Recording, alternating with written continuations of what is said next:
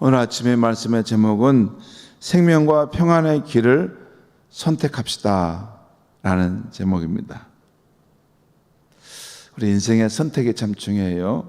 그런데 생명과 평안의 길을 선택합시다. 오늘 말씀에서는 이스라엘 백성들을 향해 안식일을 거룩히 지키라는 말씀이 강조되고 있습니다. 왜 갑자기 안식일을 거룩히 지키라 할까? 우리는 궁금할 수 있습니다. 우리 지금 앞에 예레미야의 그 선지자의 말씀의 맥락을 보면 왜 갑자기 안식일을 거룩히 지키라고 할까? 지금까지 선지자는 이스라엘의 우상 숭배하고 율법대로 살지 않았기 때문에 하나님의 심판을 자초하게 되었다는 것을 말씀했습니다. 이런 상황에서 선지자는 이스라엘이 안식일을 범한 것을 예를 들어서 율법을 지키지 않았음을 말하고 있는 것입니다. 그러면서 동시에 이스라엘이 안식일을 준수함으로 곧 여호와께 순종함으로써 하나님께 돌아오라고 하고 있는 것입니다.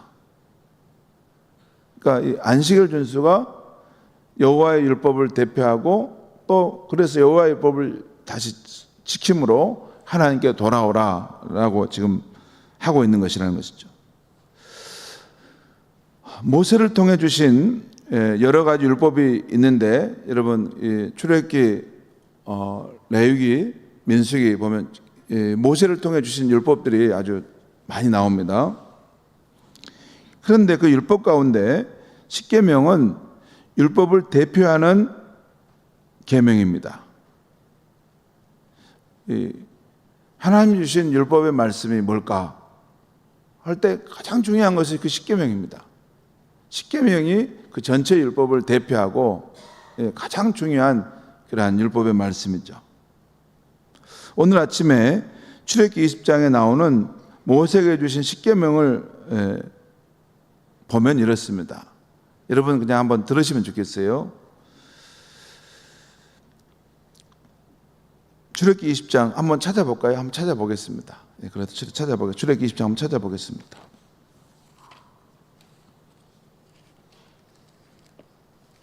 출애굽기 20장 한번 찾아보겠습니다.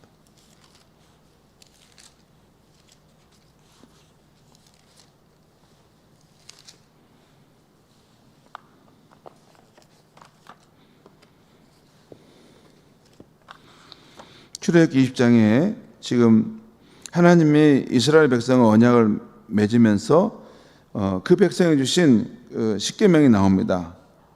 한번 제가 한번 쭉 읽어가면서 간단하게 설명하겠습니다. 20장 1절부터 17절까지 말씀인데요.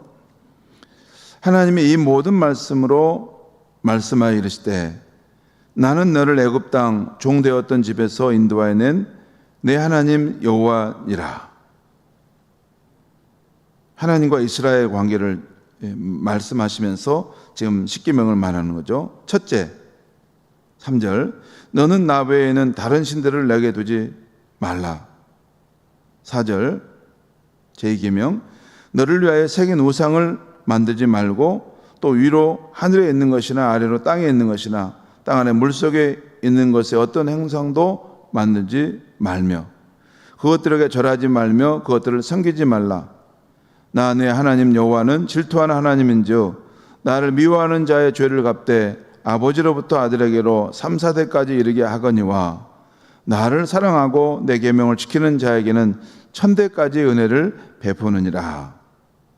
제1계명이 너는 나 외에 다른 신들을 내게 두지 말라. 제2계명은 너를 위하여 새긴 우상을 만들지 말고 절하지 말라라는 말씀입니다. 다시 제3계명은 7절입니다. 너는 내 하나님 여호와의 이름을 망령되게 부르지 말라. 여호와는 그의 이름을 망령되게 부르는 자를 죄 없다 하지 아니하리라. 그게 4계명이죠. 아니 3계명이죠. 또 제4계명은 8절입니다. 안식일을 기억하여 거룩히 지키라. 8절이 제4계명인데 안식일을 거룩히 지키라는 말씀인데 여기에 대한 설명이 또 9절, 10절, 11절까지 나와 있어요. 왜 안식일을 지키는 것인가, 어떻게 지켜야 할 것인가 말하죠. 9절입니다. 엿새 동안은 힘써 내 모든 일을 행할 것이나 일곱째 날은 내 하나님 여호와의 안식일인즉 너나 내 아들들이나 내 딸이나 내 남종이나 내 여종이나 내 가축이나 내 문 안에 머무는 객이라도 아무 일도 하지 말라. 이는 엿새 동안에 나 여호와가 하늘과 땅과 바다와 그 가운데 모든 것을 만들고 일곱째 날에 쉬었음이라. 그러므로 나 여호와가 안식일을 복되게 하여 그 날을 거룩하게 하였느니라. 일곱째 날 그 안식일을 하나님의 백성들은 맞이할 때 하나님을 알지 못하는 세상 사람들과는 다른 특별한 날이라는 것입니다. 그 안식일은 하나님께서 6일 동안 일하시고 쉬신 날이고 또 그 안식일은 거룩하게 하시고 우리에게 복을 주신 날이기 때문에 하나님 믿는 그 백성은 안식일을 거룩히 지켜야 한다는 것입니다. 하나님 알지 못하는 세상 사람들이야 아무렇게나 살 수 있겠지만 모르니까. 하지만 하나님의 구원함을 받은 그 백성은 안식일을 거룩히 지키라는 것입니다. 그 다음에 12절에 제5계명이 나옵니다. 내 부모를 공경하라. 그리하면 내 하나님 여호와가 내게 준 땅에서 내 생명이 길리라. 또 제6계명 살인하지 말라. 제7계명 간음하지 말라. 제8계명 도둑질하지 말라. 제9계명 내 이웃에 대하여 거짓 증거하지 말라. 거짓말하지 말라는 것입니다. 제10계명은 내 이웃의 집을 탐내지 말라. 내 이웃의 아내나 그의 남종이나 그의 여종이나 그의 소나 그의 낙이나 물은 내 이웃의 소유를 탐내지 말라. 이것이 하나님께서 그 백성들에게 주셨던 구약의 율법의 말씀 중에 가장 으뜸이고 가장 대표가 되는 율법의 말씀입니다. 바로 이 십계명이라는 거죠.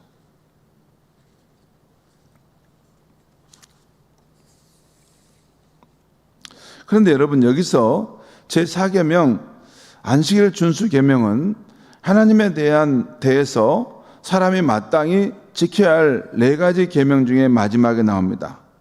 거기 하나님 외에 다른 신을 섬기지 말고 우상을 섬기지 말고 하나님의 이름을 망령되이 여기지 말라 하고 마지막에 하나님 관련해서 안식일을 기억하여 거룩히 지키라 라고 이 마지막에 나오고 있죠. 그러면서 이 안식일 준수 계명인 4계명은 하나님에 대해서 사람이 지켜야 할 계명 그 자리에서 이제 사람에 대해서 사람이 지켜야 할 그 5계명으로 넘어가는데 그 연결점에 서 있는 계명입니다. 그러니까 5계명이 내 부모를 공경하라는 말씀이죠. 그러니까 하나님에 대해서 사람이 마땅히 행할 그 자리와 또 사람에 대해서 사람이 마땅히 행할 자리를 연결하는 그 자리가 안식일을 거룩히 지키라라는 것입니다. 그만큼 안식일을 기억하여 거룩히 지키라는 말씀은 실천적으로 중요한 계명입니다. 그래서 오늘 말씀에서 하나님은 안식일을 거룩히 지키라는 율법의 말씀으로 이스라엘 백성들에게 율법에 순종하라고 다시 한번 호소하고 있는 것입니다. 먼저 여호와 하나님은 예레미야에게 유다 왕들과 사람들이 출입하는 모든 문 앞에 서서 안식일을 기억하여 거룩히 지키라고 선포하게 하십니다. 그리고 그 백성들이 여호와의 말씀대로 안식일을 거룩히 지킬 때 이스라엘 나라와 백성들의 평안과 안정이 있을 것이라고 하나님은 약속해 주십니다. 하지만 언약의 하나님을 무시하고 안식일 계명을 어긴다면 예루살렘 성은 심판을 받을 수밖에 없을 것이라고 경고하십니다. 물론 이렇게 하나님께서 말씀하실 수 있는 것은 하나님과 이스라엘 백성은 언약 관계를 맺은 특별한 관계 가운데 있기 때문입니다. 하나님과 이스라엘 백성은 특별한 관계 속에 있어요. 이 모든 민족 가운데서 내가 이 백성을 나의 백성으로 삼고 내가 사랑하고 이 백성을 위할 것이다. 또 이스라엘 백성은 이 모든 세상 가운데서 오직 하나님만이 참신임을 믿고 따르겠다고 약속하고 이 언약 관계 속에서 갔기 때문에 하나님은 그 언약 관계를 생각하여 지금 말씀하고 있는 것입니다. 오늘 말씀은 하나님께서 이스라엘 백성을 향해 너희는 안식일을 기억하여 거룩히 지키라는 이 말씀을 하고 있는데, 이 말씀을 통해 다시 깨어진 이스라엘과 회복하고자 하시는 소망을 나타내고 있는 것이에요. 다시 너희는 안식일을 거룩히 회복해서 나와의 관계를 다시 회복하자. 소망에 대한 말씀인 것입니다. 이제 이스라엘 백성이 그들 앞에 놓인 길 가운데 어떤 선택을 할 것인지는 그들의 몫으로 남게 된 것입니다. 생명과 평안의 길로 갈 것인지 또는 죽음과 혼돈의 길로 갈 것인지 선택하게 될 것입니다. 성도 여러분, 인생은 선택입니다. 우리는 매일 매 순간 선택하여 우리의 미래를 맞이하는 것입니다. 곧 우리의 미래의 삶을 결정할 선택을 지금 여기서 하는 것입니다. 특별히 천지의 주제이신 하나님을 믿는 우리들은 우리의 오늘 선택으로 우리가 우리 후손이 축복된 삶을 살 수도 있고 반대로 그렇지 않을 수도 있는 것입니다. 성도 여러분, 오늘 우리의 선택으로 우리와 우리 후손이 축복된 삶을 살아가도록 해야 하지 않겠습니까? 그러려면 오늘 우리가 선택할 때 성삼위 하나님과 함께하는 길을 선택해야 하겠습니다.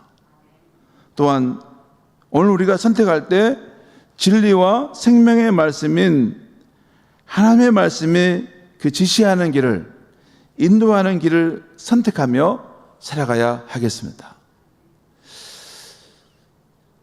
하나님께서 우리의 말씀하실 때 어떻게 말씀하시냐면, 주일에 제가 요셉의 삶에 대한 설명을 할 때 말씀드렸는데요.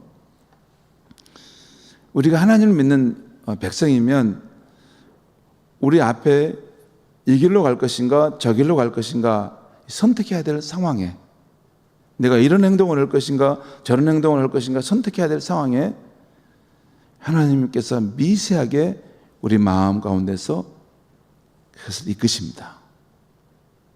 분명히 우리의 자유의지를 존중하시지만 인자한 아버지가 그 자식을 향해 복된 길로 가도록 돕기 위해서 미세하게 우리 마음을 움직이십니다.